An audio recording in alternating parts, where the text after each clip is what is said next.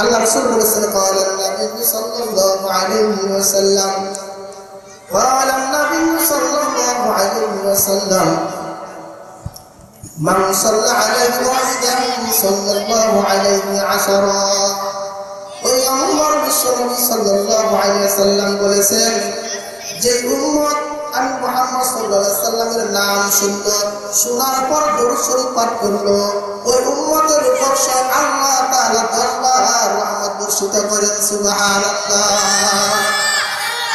10 বার রহমত বর্ষিত করেন। একবার দরুদ পড়লে কয়বার রহমত আসে? 10 বার। এজন্য দরুদ শরীফ পড়তে মন চায় কিনা বলেন? আরে রাসূল সাল্লাল্লাহু আলাইহি ওয়াসাল্লামের নাম নেওয়ার সাথে সাথে সাল্লাল্লাহু আলাইহি ওয়াসাল্লাম পড়েন। রাসূলের নাম নেওয়ার সাথে সাথে সাল্লাল্লাহু তাআলা আলাইহি ওয়াসাল্লাম সাল্লাল্লাহু আলা মুহাম্মদ পড়বে। তাহলে প্রত্যেকবার যদি এতবার পড়ার কারণে 10 বার রহমত নাযিল করেন, আমরা কত শতবার আমাদের পড়া হয়ে যাবে। অনেকে বলবে যে সওয়াব তো অনেক হয়ে যাবে, সওয়াবের দরকার নাই, তো সওয়াবের প্রয়োজন নাই, অনেক তো হয়েই গেছে।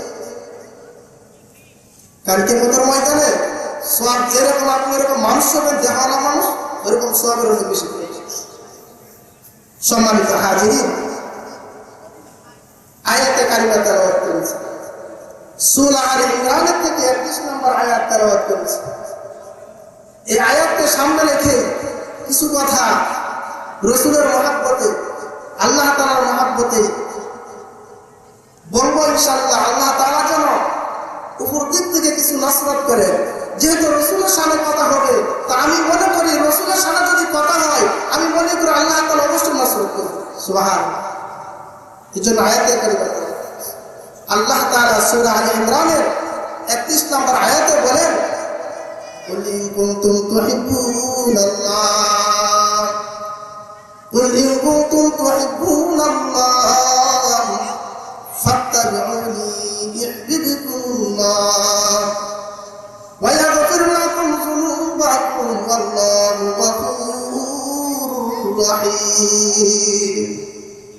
আল্লাহ তাআলা বিশ্বনবী সাল্লাল্লাহু আলাইহি ওয়াসাল্লামকে বলেছেন, ও নবী আপনি জানায় দেন, আপনি বলে দেন, বলুন, আপনি বলুন, বলে দেন, উম্মতদেরকে জানায় দেন, যদি তারা আমি আল্লাহ তাআলাকে ভালোবাসে, মহব্বত করে, আমি আল্লাহ তাআলা ভালোবাসা নিয়ে, মহব্বত নিয়ে যদি মাহফিলে উপস্থিত হয়ে থাকে, তাহলে ওই মাহফিলওয়ালাদেরকে জানায় দেন, ওই উপস্থিতওয়ালাদেরকে জানায় দেন, সমস্ত উম্মতদেরকে আপনি জানায় দেন, তারা যেন আপনি মুহাম্মদকে মহব্বত করে, সুবহানাল্লাহ, মুহাম্মদ সাল্লাল্লাহু আলাইহি সাল্লামকে যারা মহব্বত করে ভালোবাসে, তাহলে কি হবে?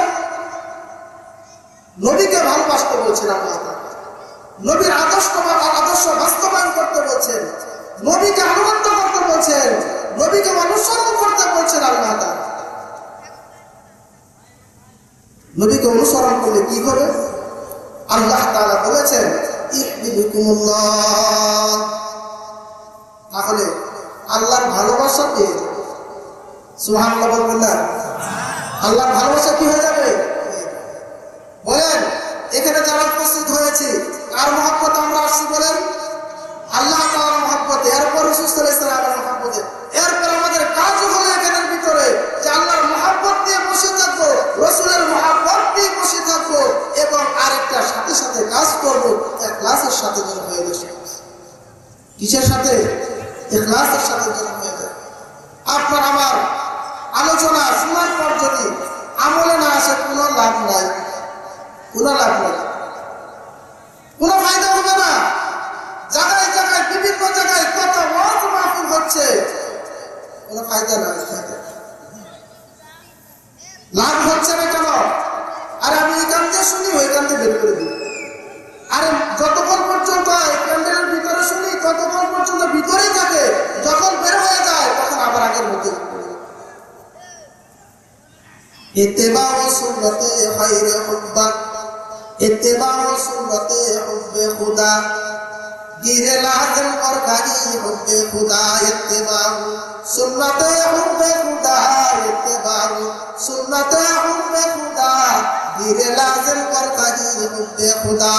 আপনি যদি রাসূলের আদর্শ মানতে পারেন, আপনি আপনি যদি রাসূলের সুন্নাত তুমি করতে পারেন, আপনি যদি রাসূলের আদর্শ আপনি করতে পারেন, আপনি যদি রাসূলের আদর্শ যদি বিবাহ সাথী এরকম ভাবে রাসূলের আদর্শ যদি মানতে পারেন, তাহলে ওই পরিবারের মধ্যে আল্লাহ তাআলা বরকত নাযিল করবেন, ওই পরিবারের মধ্যে আল্লাহ তাআলা রহমত সাকিনা নাযিল করে দিয়ে দিবেন। সুবহানাল্লাহ, সাকিনা নাযিল করবেন। আজকে আমাদের সমাজের মধ্যে রাসূলের আদর্শ বলতে নাই, বিবাহ শাদীর মধ্যে নবীর আদর্শ নাই, নবীর সুন্নাত তুমি পড়া সেটা আদর্শ, নবীর সুন্নাত তরিকা নাই। আরে খানা খাবো সেটা সুন্নাত তরিকা নাই, আরে ওয়াজ মাহফিল সেটা সুন্নাত তরিকা নাই, আরে আল্লাহর বান্দা চলাফেরা করতে গেলে সুন্নাত তরিকা সেটা আমাদের মধ্যে নাই। আস্তে আস্তে সুন্নাত গুলো সমাজ থেকে বিলুপ্ত হয়ে যাচ্ছে, আস্তে আস্তে নবীর সুন্নাত গুলোকে জমাই করা হচ্ছে। অথচ নবী বলেছেন, অথচ পয়গম্বর বিশ্বনবী বলেছেন, মান আহাব্বা সুন্নতি ফাকাদ আহাব্বানি ওয়া মান আহাব্বানি কানা মাই ফিল জান্নাহ। পয়গম্বর নবী বিশ্বনবী সাল্লাল্লাহু আলাইহি সাল্লাম বলেছেন, যে ব্যক্তি আমি রাসূলের সুন্নাতকে মানে চলবে, যে ব্যক্তি আমি সুন্নাতের আদর্শ মোতাবেক আমল করবে, ওই উম্মত আমি রাসূলের সাথে জান্নাতি হবে। সুবহানাল্লাহ, রাসূলের সাথে জান্নাতি হওয়া কি বলেন? আমরা চাই না এটা? রাসূলের সাথে জান্নাতি হওয়া, আমরা রাসূল আমাদের সাথে থাকুক, রাসূলকে মহব্বত করি, ভালোবাসি, রাসূলের সাথে আমি থাকবো। সবচেয়ে সৌভাগ্যওয়ালা মানুষ কে আছে? কে আছে? এই জন্য এক নাম্বার, আমি যদি আল্লাহ তাআলাকে যদি পাইতে চাই, আল্লাহ তাআলা পর্যন্ত যদি আমি পৌঁছতে চাই, তাহলে আল্লাহ তাআলা বলেছেন আমার পর্যন্ত পৌঁছতে হলে আমার একজন হাবিব আছে, আমার একজন পয়গম্বর দুনিয়াতে পাঠিয়েছি, আমার একজন হাবিব দুস্থ মাহবুব আছে, যাকে আমি মাকামে মাহমুদের পাশে আমার একটা চেয়ার থাকবে, সেখানে বসাবো, সে মুহাম্মদ সাল্লাল্লাহু আলাইহি সাল্লামের অনুসরণ করবে। সুবহানাল্লাহ, রাসূলের তরিকা নাই, যার কারণে আমাদের ভিতরে গোলমাল লেগে গেছে। রাসূলের তরিকা নাই, যার ভিতরে পরিবারের ভিতরে গোলমাল লেগে গেছে। যার রাসূল সাল্লাল্লাহু আলাইহি সাল্লামের যেখানে তরিকা নাই, কোনো তরিকা নাই, আদর্শ নাই, সেখানের ভিতরে মারামারি, কাটাকাটি, দরাদরি চলছে। কি বলেন নাই? আমি কি মিথ্যা বলছি এগুলো?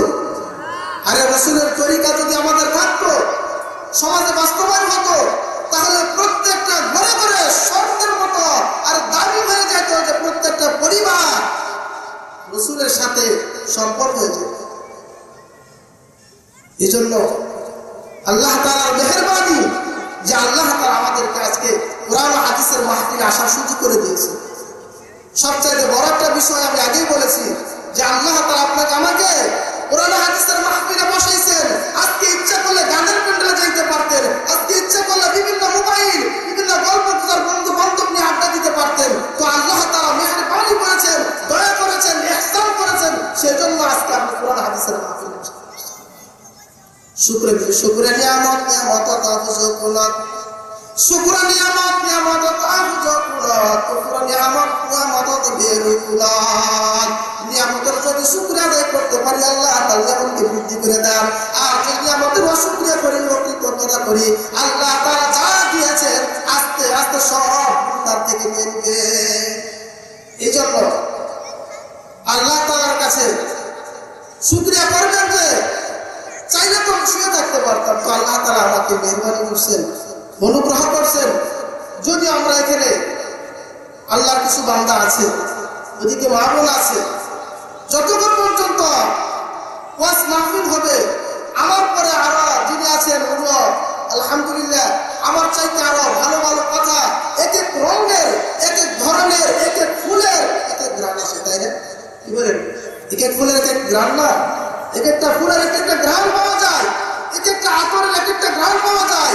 তো যেহেতু আপনারা বিভিন্ন গ্রামে গ্রাম দাওয়াত দিয়েছেন, তা আলহামদুলিল্লাহ আশা করি বিভিন্ন গ্রামের থেকে বিভিন্ন গ্রাম আপনারা পেয়ে যাবেন, পাবেন ইনশাআল্লাহ। এই জন্য মনোযোগ সহকারে শুনবেন। আমি যে রাসূলের হাদিসগুলো পাঠ করেছি, আল্লাহ তাআলার মহব্বত আয়াত পড়েছি, তো শুরু তো করি না, শুরু করে দিই। আল্লাহ তাআলা বলছেন, বান্দা যদি মহব্বত করো, তা আমার রাসূলকে হাবিবকে একটু মহব্বত করবে। তো মহব্বত করলে তা আমার মহব্বত হয়ে যাবে, তাহলে আমার ভালোবাসা তোমরা পেয়ে যাবে। আর যদি আমার ভালোবাসা তোমরা পেয়ে যাও, তো আমি আল্লাহ তোমাদেরকে কি করবে জানো? আমি আল্লাহ তোমাদের কৃত কর্মে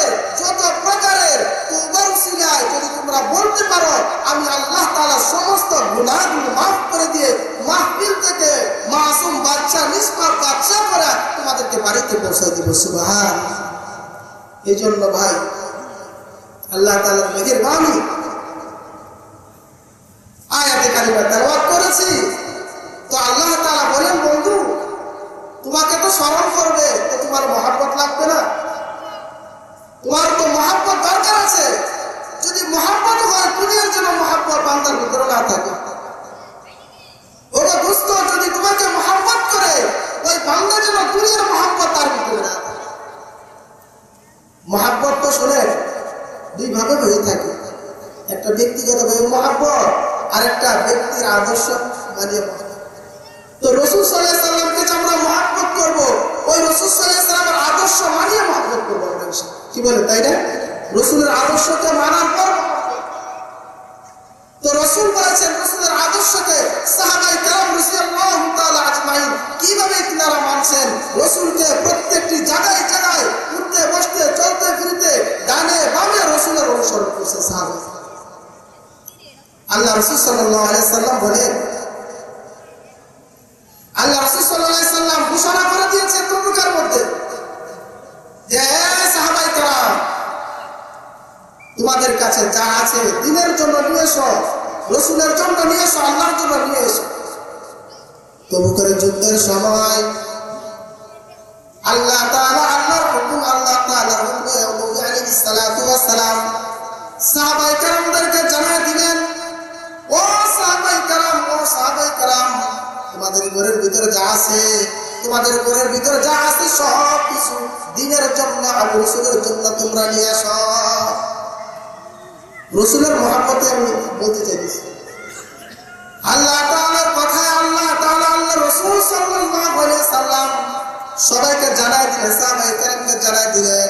সাহাবায়ে কেরামদের মধ্যে আবু বকর নিজের ঘর থেকে মাল সামান নিয়ে আসলেন, আবু বকর নিয়ে আসলেন।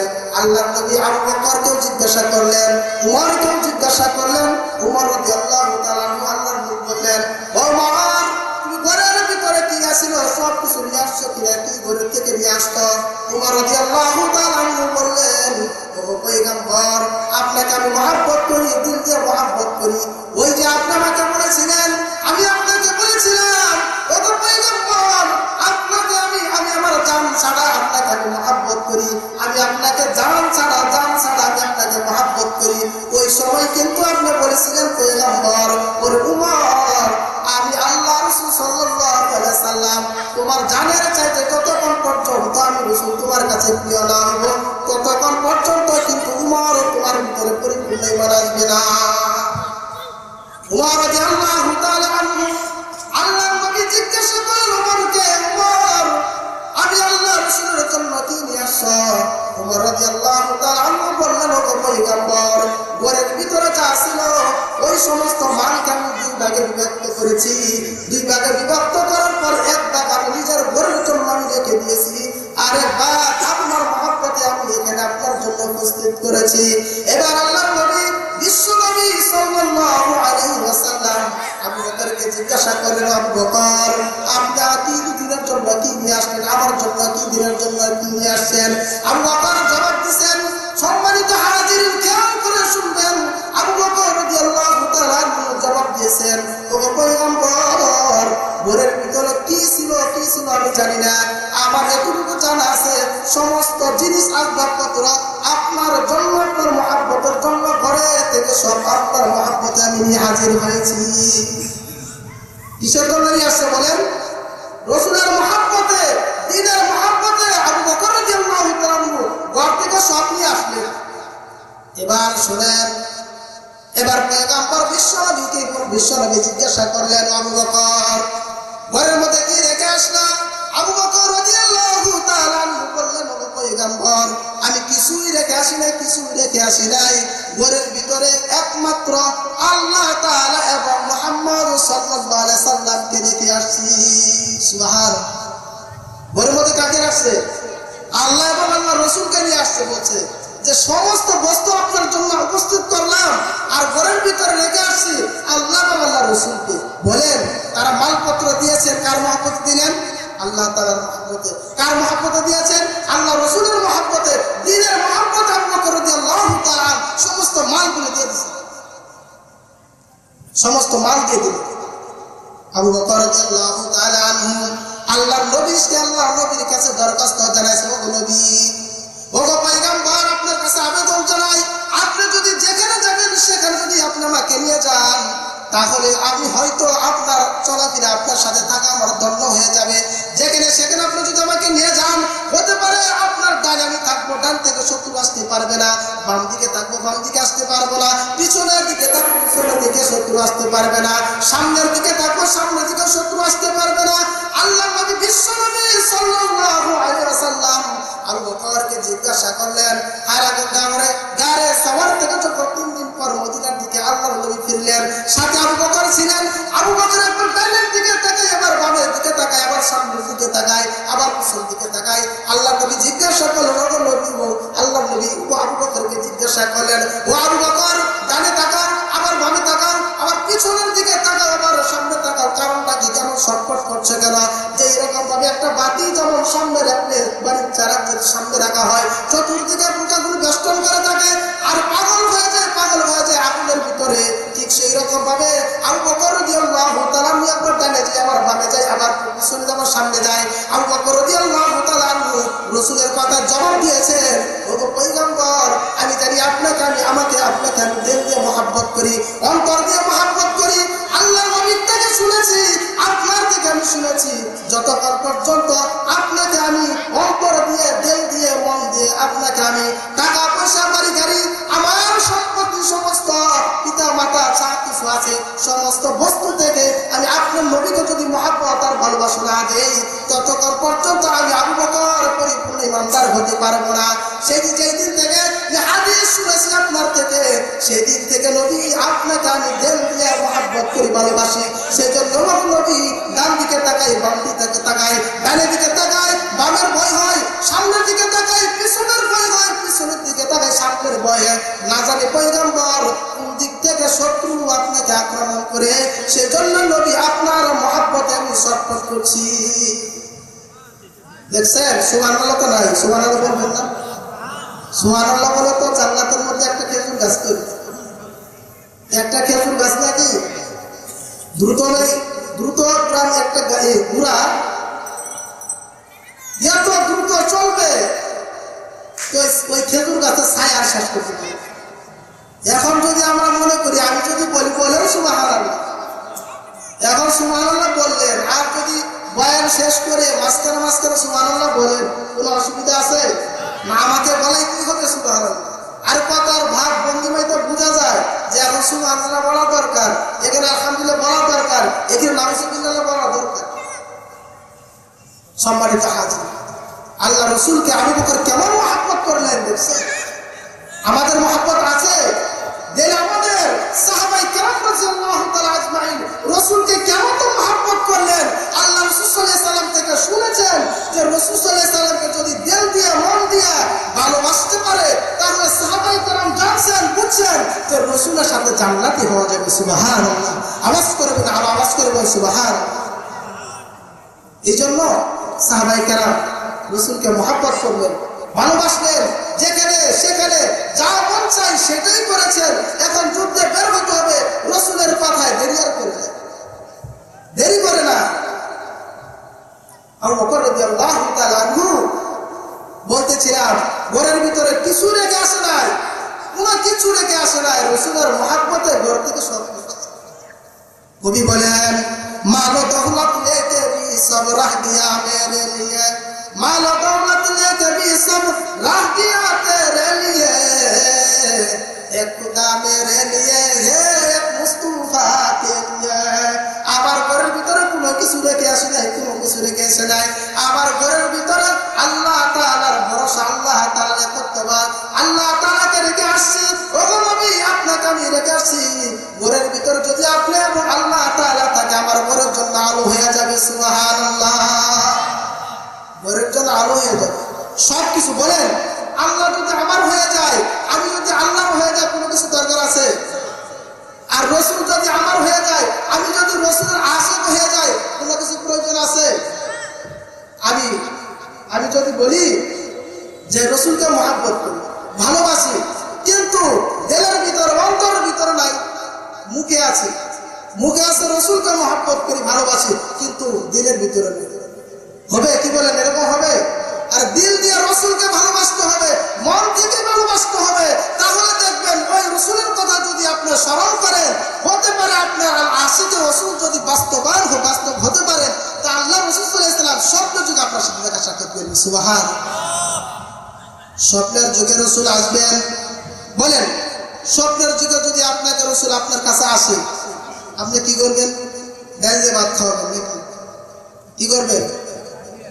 ইমাম বসির রহমতুল্লাহি আলাইহি কসিদা বুরদা নামক একটি কিতাব আছে। কসিদা বুরদা নামক একটি কিতাব আছে, প্রায় সময় বিভিন্ন মাদ্রাসাতে পড়ানো হয়।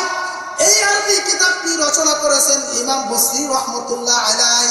ইমাম বসরি রহমতুল্লাহ আলাইহি আল্লাহর নবীকে কেমন কেমন ভালোবাসতেন, মহব্বত করলেন। ইমাম বসরি রহমতুল্লাহ আলাইহি শুয়ে অসুস্থ অবস্থায় শুয়ে নবীর শানে কবিতা লিখছেন। নবীর শানে কবিতা লিখলেন, নবীকে পাইবেন কি পাইবেন না, নবীর শানে কবিতা লিখলেন। ইমাম বসরি রহমতুল্লাহ আলাইহি আল্লাহ তাআলার কাছে দোয়া করলেন, ওগো আল্লাহ তাআলা, আপনি যদি আমাকে সুস্থ করে দেন, এই নবীর শানে কবিতা লিখেছি, আবু বকরের শানে কবিতা লিখেছি, উসমান আলীর শানে কবিতা লিখেছি, সারা জাহানের শানে আমি কবিতা লিখেছি। ইমাম বসরি বলতেছেন আপনি আমাকে যদি একটু সুযোগ করে দেন, এই কবিতাগুলো বহুত কষ্ট করে লিখেছি, রাত্রে ঘুমাই নাই, অসুস্থ অবস্থায় নবীর আশিক হয়ে কবিতাগুলো লিখলাম।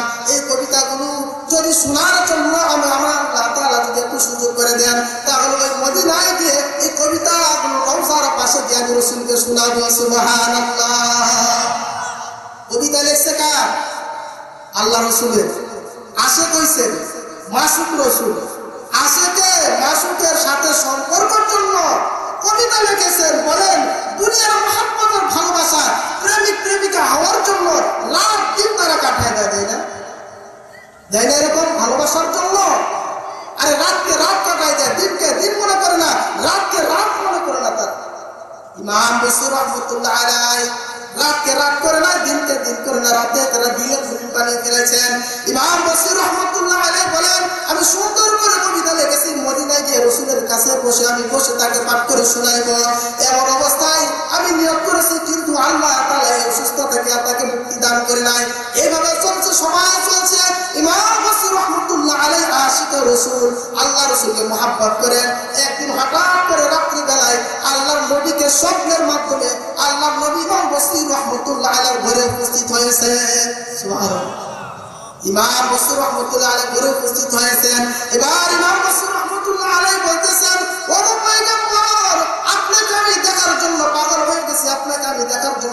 হয়ে গেছি, ও নবী, আপনাকে দেখার জন্য আল্লাহর কাছে দরখাস্ত জানাইছি। ও দয়ার মালিক, আপনি যদি আমাকে সুস্থ করে দেন, তাহলে যে কষ্ট করে কবিতা লিখেছি, এই কবিতাগুলো আপনার রওজার পাশে দিয়ে আমি আপনাকে শোনাইবো। ওরে দয়ার মালিক, আপনি আমাকে ব্যবস্থা করে দিয়েছেন, ও পয়গম্বর, আপনি আমার ঘরে আছেন, আপনি যদি আমাকে সুযোগ করে দেন, এই কবিতাগুলো আপনার শানে লিখেছি, কবিতাগুলো আপনার শানে যেহেতু লিখেছি, আপনাকে আমি শোনাইবো। রসুলের শানে কবিতা লিখছে, তো রসুল বলেন, আপনার সামনে এখানে যদি চেয়ারম্যান উপস্থিত থাকে, চেয়ারম্যানের শানে যদি একটা গান লেখে, চেয়ারম্যানের শানে যদি একটা ওই গজল গান, আর চেয়ারম্যানের কেমন লাগবে? ভালো লাগবে না? আর যদি চেয়ারম্যান উপস্থিত আজকের মাহফিলের জন্য সুন্দর একটা গজল একজনে বানাই নিয়ে আসছে, মাহফিল কর্তৃপক্ষ ওনাকে সুযোগ দেয় নাই, মাহফিল কর্তৃপক্ষ ওনাকে গজল গাওয়ার জন্য সুযোগ দেয় নাই। বলেন, যিনি গজল এত কষ্ট করে বানাইলেন, ওনার কেমন লাগবে? বলেন, কেমন লাগবে? ভালো লাগবে? খারাপ লাগবে? ইমাম বসরি রহমতুল্লাহ আলাইহি বলতেছেন, ও পয়গম্বর, আপনার জন্য আমি কবিতা লিখেছি, আপনি যদি আমাকে একটু সুযোগ দেন, তাহলে কবিতাগুলো আপনার শানে পাঠ করব। পয়গম্বর বিশ্বনবী সাল্লাল্লাহু আলাইহি ওয়াসাল্লাম ইমাম বসরি রহমতুল্লাহ আলাইহিকে সুযোগ দিয়ে দিলেন। এবার ইমাম বসরি রহমতুল্লাহ আলাইহি কবিতাগুলো পাঠ করতে শুরু করলেন। কবিতাগুলো শুনবেন তো নাকি? কবিতাগুলো শুনেন, কি কবিতা? ইমাম বসরি রহমতুল্লাহ আলাইহি আল্লাহ রাসূল সাল্লাল্লাহু আলাইহি ওয়াসাল্লামের শানে কবিতা লিখছেন, আর বলতেছেন আমাকে সুযোগ দিলে কবিতাগুলো আপনাকে শোনাবো, যেহেতু আজকে আমার কাছে আসছে। ইমাম বসরি রহমতুল্লাহ আলাইহি কবিতা শোনাইতেছেন। ইমাম বসরি রহমতুল্লাহ আলাইহি বলতেছেন, মাওলানা সাল্লি ওয়া সাল্লিম দাইমান আবাদা মাওলানা সাল্লি ওয়া সাল্লিম দাইমান আবাদান আলা হাবিবিকা খায়রুল খালকি কুল্লিহিম মাওলানা সাল্লি ওয়া সাল্লিম দাইমান আবাদান আলা হাবিবিকা খায়রুল খালকি কুল্লিহিম। কবিতা লিখছেন মুহাম্মাদুন সাইয়্যিদুল কাওনাইনি ওয়া সাকালাইন মুহাম্মাদুন সাইয়্যিদুল কাওনাইনি ওয়া সাকালাইন আল ফারিকাইন মিন আরবি ওয়া মিন আজমি মাওলানা সাল্লি ওয়া সাল্লিম দাইমান আবাদান আলা হাবিবিকা খায়রুল খালকি কুল্লিহিম। ইমাম বসরি রাহমাতুল্লাহ আলাইহি কবিতাগুলো শোনাইছেন, পাঠ করে শোনাইলেন।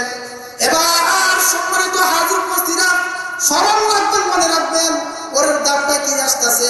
ইমাম বসরি রাহমাতুল্লাহ আলাইহি এইভাবে সুন্দর করে প্রত্যেকটি কবিতার লাইন গুছিয়ে গুছিয়ে রাসূলের শানে বললেন। এবার আল্লাহর নবী কি হাদিয়া দিয়েছেন ইমাম বসরিকে? আল্লাহর নবী আল্লাহর নবী ইমাম বসরি রাহমাতুল্লাহ আলাইহি ঘরে যখন আসছেন একটা চাদর গায়ে দিয়ে আসছেন। ওই চাদরটা মুহাম্মদ সাল্লাল্লাহু আলাইহি সাল্লামের চাদর মুবারক ইমাম বসরি রাহমাতুল্লাহ আলাইহির গায়ে দিয়ে দিয়েছেন। সুবহানাল্লাহ। ইমাম বসরিকে কার চাদর দিলেন? আরে রাসূল সাল্লাল্লাহু আলাইহি সাল্লামের চাদর দিয়ে দিলেন। স্বপ্নের যুগে রাসূলকে চাদর দিয়ে দিলেন, ইমাম বসরিকে চাদর দিলেন। কেমন ছিল দেখে, কত বড় আশিক রাসূল হলে রাসূল তাকে রাসূলের গায়ের চাদরটা তাকে দিতে পারবে।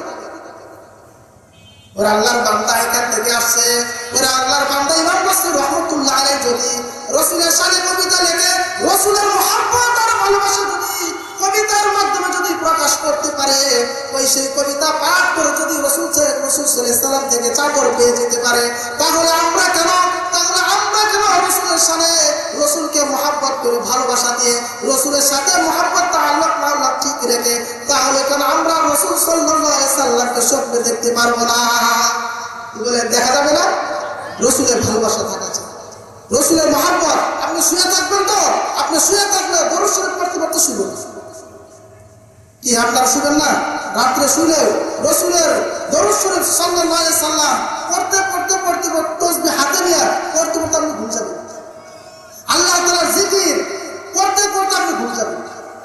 একদিন, দুই দিন, তিন দিন ইমাম সাকাবী রাদিয়াল্লাহু তাআলা বর্ণনা করেন, তিনি বলেছেন যেই ব্যক্তি একদিন, দুই দিন, তিন দিন পর্যন্ত, 7 দিন পর্যন্ত বিশ্বনবী সাল্লাল্লাহু আলাইহি সাল্লামকে স্বপ্নে দেখার জন্য, বিশ্বনবী সাল্লাল্লাহু আলাইহি সাল্লামকে স্বপ্নে দেখার জন্য দরুদখানা পাঠ করবে, শুধু এতটুকু পাঠ করবে, এতটুকু করবে মুহাম্মদ সাল্লাল্লাহু আলা মুহাম্মদ সাল্লাল্লাহু আলা মুহাম্মদ সাল্লাল্লাহু আলা মুহাম্মদ সাল্লাল্লাহু আলা মুহাম্মদ। যেই ব্যক্তি ওযুর সাথে পবিত্র বিছানায় একদিন, দুই দিন, তিন দিন, 4 দিন, 5 দিন পর্যন্ত, 7 দিন পর্যন্ত আল্লাহর নবী বলেছেন আমাকে স্বপ্নে দেখার জন্য একদিন, দুই দিন, 3 দিন পর্যন্ত হতে না হতে পারে, এইভাবে মাসকে মাস চলে যেতে পারে। ওরে উম্মত, কখনো তুমি এই দরুদ শরীফের ফজিলত থেকে তুমি মাহরুম হবে না। তুমি কখনো দরুদ শরীফের আমল তুমি বাদ দিবে না। হতে পারে এমন সময় আল্লাহ তাআলার তৌফিক হয়েছে, আল্লাহ তাআলা কবুল করে নেবেন। এমন সময়ের মধ্যে পয়গম্বর বিশ্ব নবীর সাথে আপনার সাথে দেখা হয়ে যাবে। সুবহানাল্লাহ। নবীর সাথে সাক্ষাৎ দেখেন, আল্লাহ রাসূল সাল্লাল্লাহু আলাইহি সাল্লামকে সাহাবায়ে কেরাম কেমন মহব্বত করলেন। আমরা তো রাসূলের আশিক, আমরা তো নবী শেষ নবীর উম্মত, আমরা কেন যে পারি না বুঝতে? আমরা কেন যে পারি না? আমাদের সংসার, আমাদের বিবি বাচ্চা, সংসারের কারণে আমরা রাসূলের মহব্বত, রাসূলের মহব্বত শেষ করে দিয়েছি। রাসূলের মহব্বতকে জবাই করে তো বাচ্চা সমাজ থেকে এত মহব্বত কেন করবেন?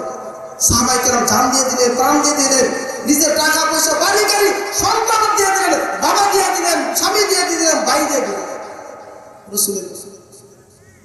মদিনা আনসারী মহিলার কথা বলি, যেহেতু মা বোন আছে, আল্লাহ নবীকে কেমন মহব্বত করেছে, নবীকে কেমন ভালোবাসেন। মদিনার আনসারী একজন মহিলার কথা আমি আপনাদের সামনে উল্লেখ করতেছি।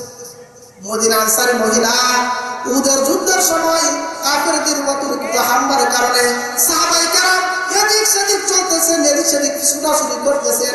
ইতিমধ্যে এমন সময়ের মধ্যে মদিনার ভিতরে মদিনার মধ্যে আওয়াজ দিয়ে দিয়েছেন।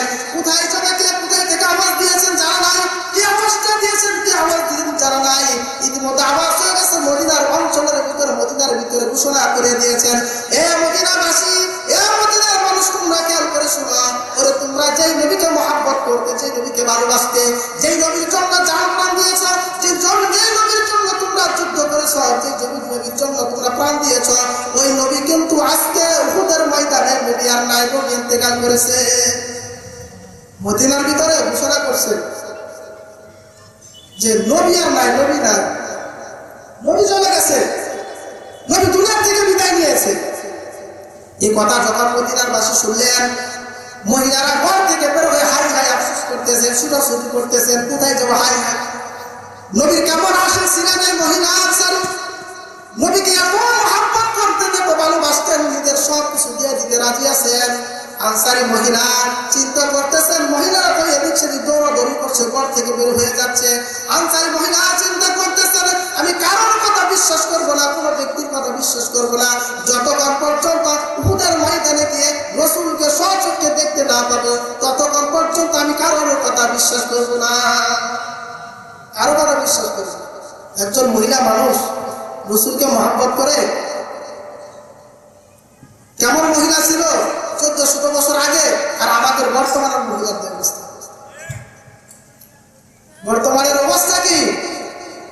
রাস্তাঘাটে বেড়াবে, ঘুরাবে, মানুষকে দেখাবে, নিজের চুলগুলো এমন করে দেখাবে, দেখেন আমার দিকে তাকান, আমি না কত সুন্দর করে সাজিয়ে গুছিয়ে আসছি, ওই এদিকে একটু দেখে নজর দেন।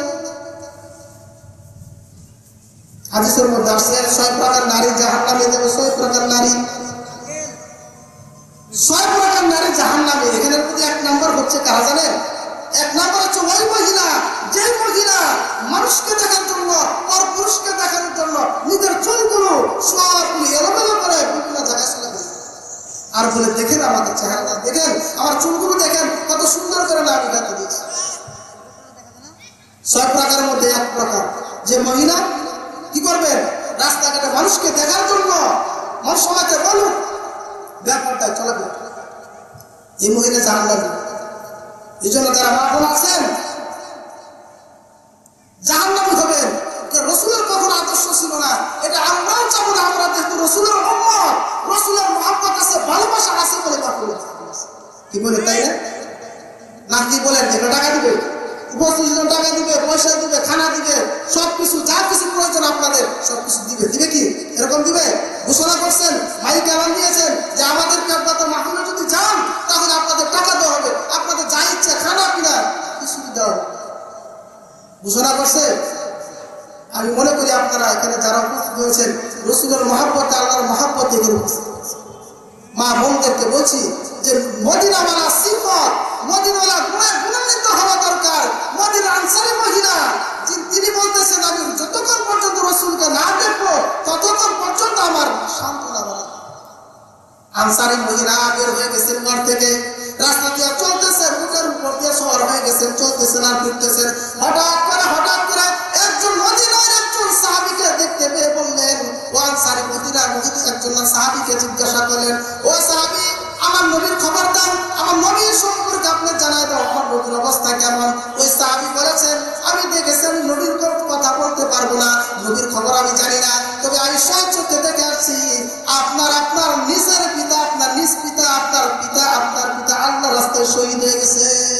সুবহানাল্লাহ, পিতা শহীদ হয়ে গেছে। বলেন দেখি, যখন নাকি মহিলা শুনছে পিতা শহীদ হয়ে গেছে আল্লাহর রাস্তায় যুদ্ধের সময়, এখানের ভিতরে যদি বলেন এই আপনার বাবা ইন্তেকাল করেছেন, মাহফিলে থাকবে, মোবাইল যদি এই মুহূর্তে আসে তাড়াতাড়ি আসো, বাবা ইন্তেকাল করছে, কি উপস্থিত হয়ে থাকবে এখানে? আর দৌড়ায় চলে যাবে। যদি বলে এই তোমার বিবি ইন্তেকাল করছে, থাকবে এখানে, বসে থাকবে? বলে বেড়া ওয়াজ করেছে, আর কত বেন্টেল আছে, কত ওয়াজ করেছে শুনতে পারবো, কিন্তু খুলে পড়ে তোর কত নসিহত আছে দেখে নিব, কিন্তু তো বাড়ির অবস্থা খারাপ। মদিনা আনসারের মহিলা রাসূলকে রাসূলের মহব্বতে সামনের দিকে অগ্রসর হচ্ছে, সামনের দিকে যাচ্ছে। আবার আরেকজনের সাথে দেখা হয়, এ আল্লাহর বান্দা, আমার নবীর অবস্থা আমাকে জানায় দাও। আমি যতক্ষণ পর্যন্ত নবীকে আমার স্বচক্ষে না দেখতে পাবো ততক্ষণ পর্যন্ত আমি অন্য কারোর কথা বিশ্বাস করবো না। দ্বিতীয় সাহাবীর সাথে দেখা হলো, ওই সাহাবী বলতেছেন, আনসারী মহিলা, আমি নবী সাল্লাল্লাহু আলাইহি সাল্লামের কথা আমি বলতে পারবো না কোথায় আছে, কি অবস্থায় আছে, তবে আমি দেখেছি, তুমি স্বচক্ষে দেখে আসছি। যুদ্ধের সময়, যুদ্ধের ময়দানে আমার স্বচক্ষে দেখে আসলাম তোমার ভাই আল্লাহর রাস্তায় শহীদ হয়ে গেছে। ভাই শহীদ, বাবা শহীদ হলো। সামনের দিকে যাচ্ছে, অগ্রসর হচ্ছে। আর একজনকে দেখাও, আরেকজনকে জিজ্ঞাসা, নবীর খবর আমাকে দাও, সত্য বাড়ি শোনায় দাও। মদিনার আনসারী মহিলা যাচ্ছেন, জিজ্ঞাসা করতেছেন নবী কোথায়, নবী কোথায়, নবীর সংবাদ আমাকে দেন। ওই সাহাবী বলতেছেন, নবীর কথা বলতে পারবো না, তবে আমি দেখে আসলাম তোমার যে স্বামী সুখে দুঃখে সবসময় গল্প গুজার করতে, সুখের কথা শোনাইতো, দুঃখের কথা শোনাইতো, সেই স্বামী কিন্তু আজকে আল্লাহর রাস্তায় শহীদ হয়ে গেছে। কয়জন হলো? বাবা শহীদ হয়ে গেছেন, নিজের ভাই শহীদ হয়ে গেছেন, স্বামীও শহীদ হয়ে গেছেন। এবার সামনে দিকে অগ্রসর হয় মহিলা মানুষ, তাদের মন কতটুকু দিকে মহিলা আনসারী সামনের দিকে যায় আর অগ্রসর হয়, বলতেছেন, স্যার ওই যে দেখো, ওই যে দেখো, ওই যে দেখো, ওই যে নবীওয়ালা, মদিনাওয়ালা নবী মদিনার দিকে ফিরে আসতেছে। সুবহানাল্লাহ।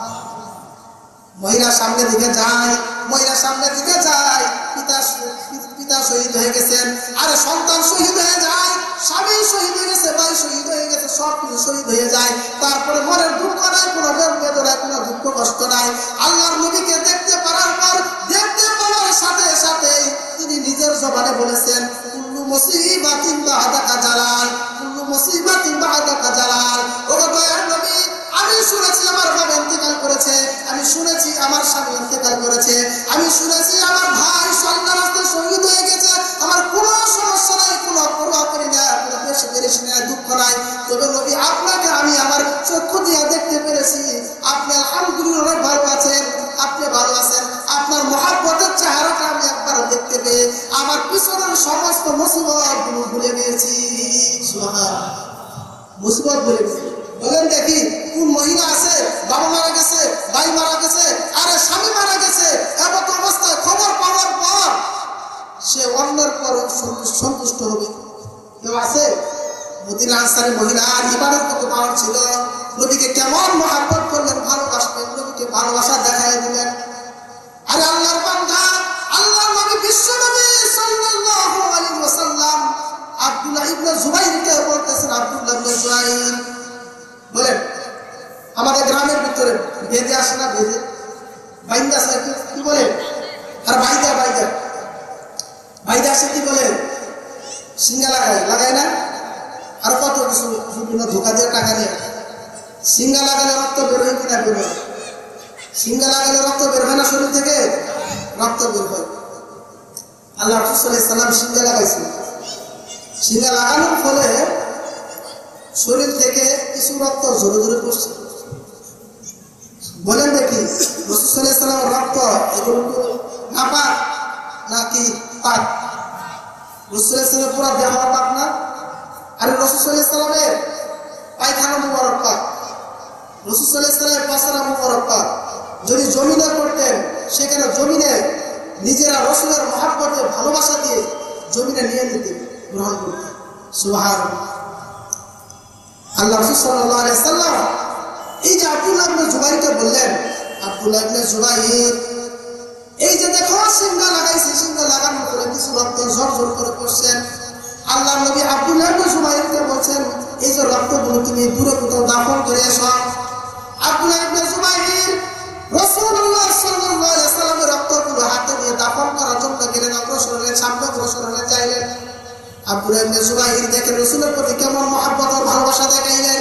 রাস্তা দিয়ে যাইতেছেন আর চিন্তা করতেছেন, আর নবীর রক্তটা পবিত্র, নবীর দেহগুলো পবিত্র, নবীর প্রস্রাবগুলো পবিত্র, নবীর পায়খানাগুলো পবিত্র, সব কিছু পুরা দেহ জাহাজ সব কিছু পবিত্র।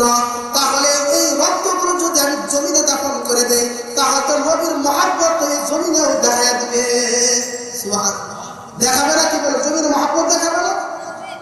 অবশ্যই পাহাড়ে পাহাড় পর্বতে রাসূল সাল্লাল্লাহু আলাইহি সাল্লামকে মহব্বত দেখাইছে, ভালোবাসা। আরে পাহাড় দেশে পাহাড়ের পাশ দিয়ে যদি রাসূল না যাইতেন পাহাড়ে কান্না করতেন, হাই হাই রাসূল মনে হয় গুসা করছেন, রাগ করছেন, এই জন্য মনে আজকে এদিকে যাইতেছিল, সুপারিশ করতেন, বলতেন জঙ্গলের হিংস্র পশু পাখি রাসূলকে মহব্বত করতেন, ভালোবাসতেন। কিন্তু দুঃখের বিষয় আজকে আমরা রাসূলের উম্মত বলে দাবি করি, রাসূলের আশিক হিসেবে দাবি করি, কিন্তু রাসূলের সুন্নাত তরিকা, রাসূলের আদর্শ আমাদের ভিতরে আছে। কি বলেন আছে? যদি থাকতো তাহলে তো সমাজ স্বর্ণের রূপান্তরিত, সমাজ মানুষের কাছে পরিবর্তনশীল আস্তে আস্তে হয়ে যেত রাসূলের বাস্তবায়ন বুঝতে। আব্দুল্লাহ ইবনে জুবাইর রাস্তা দিয়ে যাইতেছেন আর চিন্তা করতেছেন এই রক্তগুলো তো পবিত্র, রক্তগুলো যেহেতু পবিত্র, আব্দুল্লাহ ইবনে জুবাইর কেমন রাসূলকে মহব্বত করলেন যে রক্তের যেই মহব্বতের কারণে একজন আরেকজন রক্ত পান করতে পারে। আপনি কি আপনার বাবার রক্ত কখনো পান করছেন? আপনার ছেলে কি আপনার রক্ত কখনো পান করছে? দেখছেন কখনো? তো একজনের রক্ত আরেকজন পান করা তো একবারে সুজা কথা না, সুজা কাজ করে। আব্দুল্লাহ ইবনে জুবাইর রাদিয়াল্লাহু তাআলা দাফন করার জন্য দিয়েছে রক্ত, সামনে দিকে অগ্রসর হয়ে চিন্তা করেন রক্ত কখনো দাফন করা যাবে না, যেহেতু এই রক্তটা দুনিয়ার কোনো সাধারণ মানুষের রক্ত নয়, দুনিয়ার কোনো সাধারণ মানুষের রক্ত হতে পারে না। এই রক্ত হলো সরদারে দু আলম শফিউল মুসলিমিন রাহমাতুল লিল আলামিন, যিনি আপনার জন্য, যিনি জঙ্গলের পশু পাখির জন্য, যিনি রাহমাতুল লিল আলামিন সে দুনিয়াতে আল্লাহ তাআলা প্রেরণ করেছেন, ওই ব্যক্তির রক্ত, ওই ব্যক্তির রক্ত। সুতরাং এই রক্ত তো আমি আব্দুল্লাহ ইবনে জুবাইর রক্ত দাফন করতে পারি না। এই কথা বলতে না বলতে সমস্ত রক্তগুলো আব্দুল্লাহ রাদিয়াল্লাহু তাআলা আনহু রাসূলের রক্তগুলো নিজেই সম্পূর্ণ রক্ত পান করে ফেলেছেন, রাসূলের রক্ত পান করেছেন। এবার কি দেখেন, রাসূলের রক্ত পান করলেন, আল্লাহ নবীর কাছে আব্দুল্লাহ ইবনে জুবাইর গেলেন, আল্লাহ নবী জিজ্ঞাসা করলেন আব্দুল্লাহ জুবাইর রক্তগুলো কি দাফন করা হয়েছে কিনা? আব্দুল্লাহ ইবনে জুবাইর বলতেছেন, ও পয়গম্বর, আপনাকেই তো আমি মহব্বত করি, ভালোবাসি, সেই জন্যই তো আপনার পাশে আমি আছি, আপনাকে সুখে দুঃখে আপনার আমি পাশে রাখি, আপনি আমার পাশে থাকেন, সেই জন্য মহব্বতের কারণে আপনি আমাকে গালি দেন না।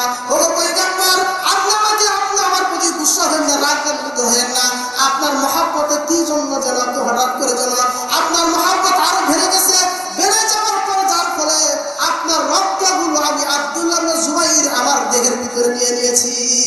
সুবহানাল্লাহ, রক্ত দেহে। এবার আল্লাহ নবী বলতেছেন আব্দুল্লাহ ইবনে জুবাইর খেয়াল করে শুনেন, আব্দুল্লাহ ইবনে জুবাইর খেয়াল করে শুনে আব্দুল্লাহ ইবনে জুবাইর আল্লাহ নবী বলতেছেন, ও আব্দুল্লাহ ইবনে জুবাইর, যে রক্তগুলো আমি মুহাম্মদ সাল্লাল্লাহু আলাইহি সাল্লামের রক্তগুলো যার অন্তরের ভিতরে, যার দেহের ভিতরে প্রবেশ করেছে, ওই দেহের জন্য, ওই শরীরের জন্য আল্লাহ তাআলা কাল কিয়ামতের ময়দানে জাহান্নামের আগুনকে আল্লাহ হারাম করে দিবে। সুবহানাল্লাহ, জাহান্নামের আগুন কি করবে? হারাম করে দিবে। লান তামাসসাকা বিল্লাহ, ও যে শরীরের ভিতরে রাসূলের রক্ত ঢুকছে, সুদা কথা বলছেন, রাসূলের রক্ত প্রবেশ করেছে, সেই রক্তওয়ালা দেহ কি জাহান্নামে যাবে?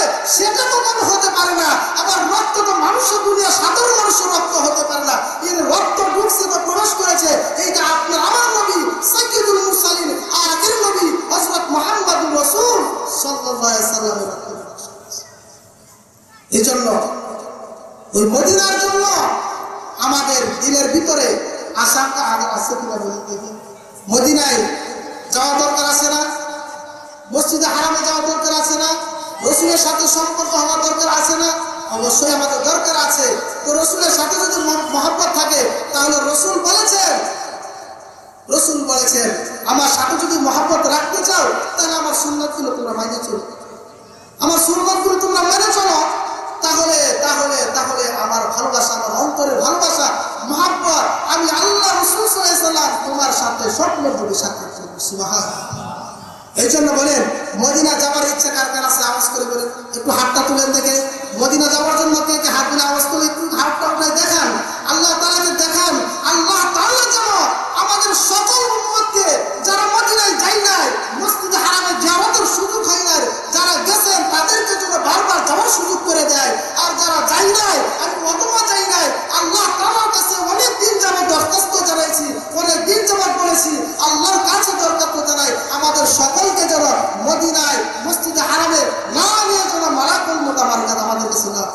সকলে আমিন। এই জন্য মদিনা যাওয়ার জন্য আমরা যেন চেষ্টা করা লাগবে। কি করা লাগবে? মদিনায় যাওয়ার জন্য। আরে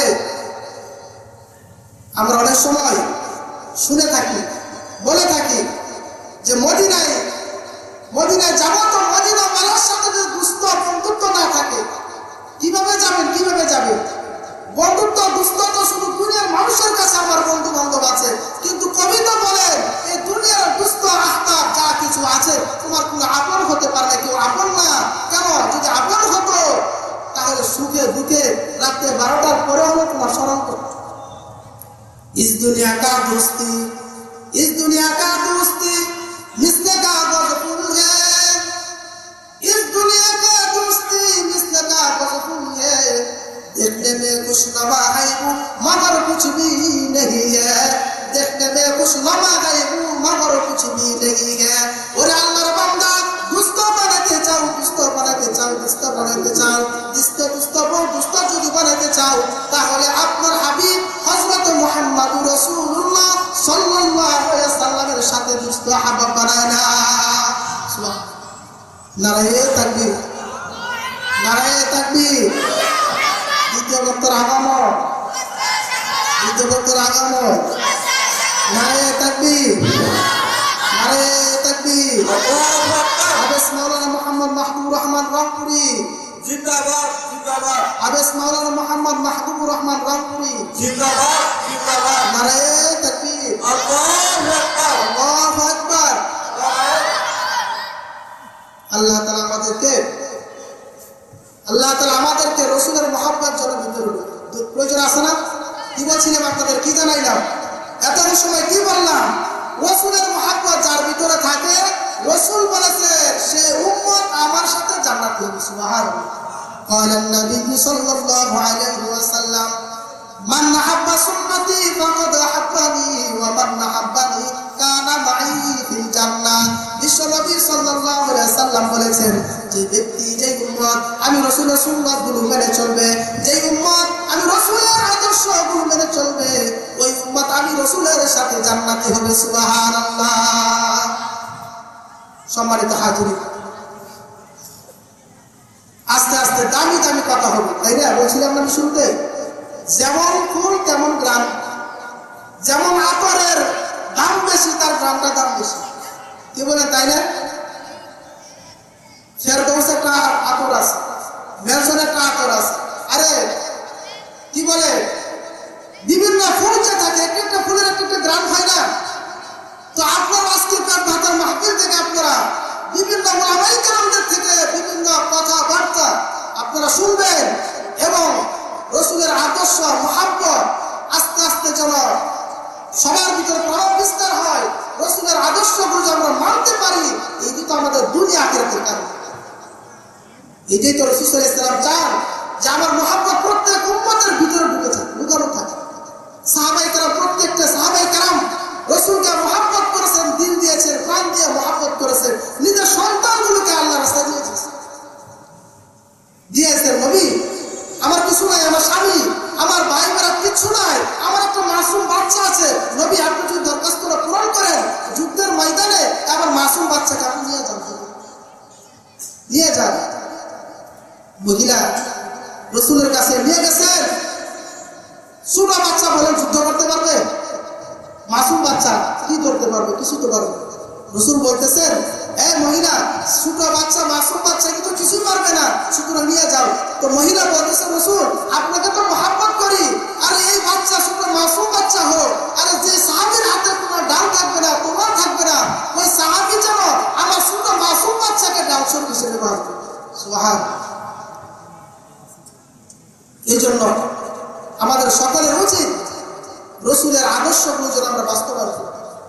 যদি রাসূলের আদর্শ আমরা সমাজের ভিতরে, নিজের ভিতরে, রাষ্ট্রের ভিতরে, আমাদের পুরা দেশের ভিতরে রাসূলের সুন্নাতগুলো যদি আমরা চিন্তা করতে পারি, রাসূল বলেছেন যে ব্যক্তি নাকি একটা সুন্নাতকে ফিতনা ফাসাদের জামানায় আমি রাসূলের একটা সুন্নাতকে আঁকড়ে ধরবে, মজবুত করে রাখবে, তো রাসূল বলেছেন ওই ব্যক্তি 100 শহীদের সওয়াব তার আমল নামে দিবে। সুবহানাল্লাহ।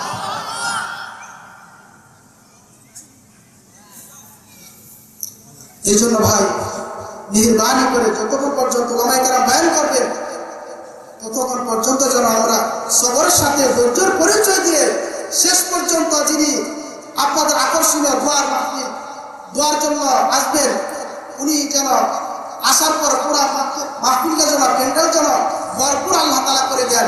আল্লাহ তাআলা যেন আমাদের সমস্ত কাজকর্মকে ব্যস্ততাকে একদিকে রেখে আল্লাহ তাআলা আজকের মাহফিলটা যেন ভরপুর কামিয়াবি দান করেন। সেজন্য আল্লাহর কাছে দোয়া করা যাবে না? কিভাবে দোয়া করা যাবে না? এই জন্য আল্লাহ তাআলা আমাদের সবাইকে দ্বীনের মেহনত, রসুলের আদর্শ, আল্লাহর মহাব্বত, রসুলের মহাব্বত, কোরআনের মহাব্বত, উলামায়ে কেরামদের মহাব্বত নিয়ে কবরে যাওয়ার তৌফিক দান করুন। ওয়া আখিরু দাওয়ানা আলহামদুলিল্লাহি রাব্বিল আলামিন। সুবহানাল্লাহি ওয়া বিহামদিহি সুবহানাকাল্লাহুম্মা ওয়া বিহামদিকা